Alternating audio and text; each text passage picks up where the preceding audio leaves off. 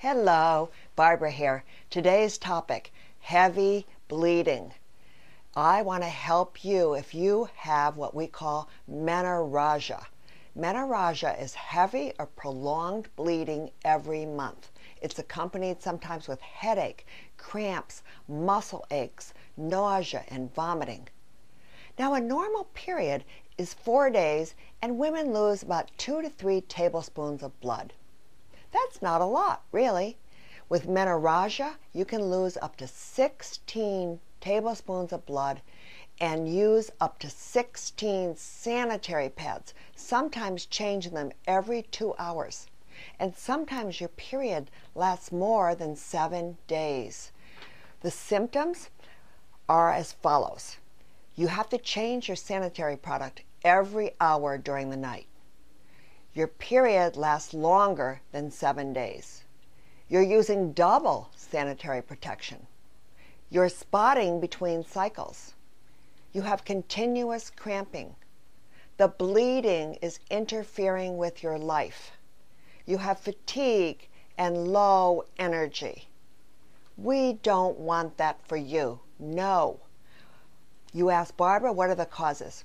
Estrogen dominance, uterine fibroids, endometriosis, anovulation, where you're not making any progesterone because you don't produce an egg, birth control pills, estrogen use alone without accompanying progesterone, stress, and IUDs.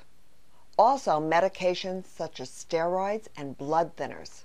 And excessive weight gain can also cause menorrhagia. But there's help, and you probably are wondering, what's Barbara going to say? Well, I'm going to talk about progesterone. Progesterone in high doses, according to experts in the field, who the leader was Dr. John R. Lee, a half a teaspoon of progesterone twice a day from day 10 through 26 can help you in 1 to 2 months. Now, doctors love to give birth control pills. Why? Because birth control pills contain synthetic progesterone. And that's what works, progesterone. But they're called progestins, and they have side effects, including breast cancer. Progesterone is natural. Now, if you have extremely severe menorrhagia and you go into a doctor, they're going to give you some surgical options. D&C might be one of them. Endometrial ablation could be one. Now, you don't want to use that one if you want to get pregnant because that interferes with your uterine lining. And total abdominal hysterectomy. Take out that uterus because it's betraying you. But wait, what if you try natural progesterone for the 1 to 2 to 6 months? And what else can you do? Well, let me tell you about some studies. Vitamin A, 2,500 IUs twice a day for 15 days returned menses to normal in 92.5% of women. That could be you. And for maintenance, it's 10,000 IUs per day. So you've got the vitamin A option. Flavonoids with vitamin C. How much? 600 milligrams a day. What happened? 90% of women improved with their heavy bleeding. Now, if you think you're estrogen dominant because you've got heavy bleeding, you've got fibrocystic breasts, you're miserable, you're weeping, and you're blue, I like something called DIM. It's called D, capital I, capital M. It's got a long name, but remember it by DIM. It detoxes estrogens. There's one called Indolgard, which is fabulous, and experts say if you use it only for 3 months, you can turn things around on estrogen dominance because it pulls the estrogens out of your body. That's what DIM does. It's like a little estrogen magnet. So, do you have an IUD? If you have an IUD, you're going, well, what can I do? I'm stuck. I have an IUD. Vitamin E. 100 IUs every other day normalized 100% of women in the study that was done. Now, they didn't study vitamin E for women without an IUD, but if I had heavy bleeding, I would try vitamin E as well.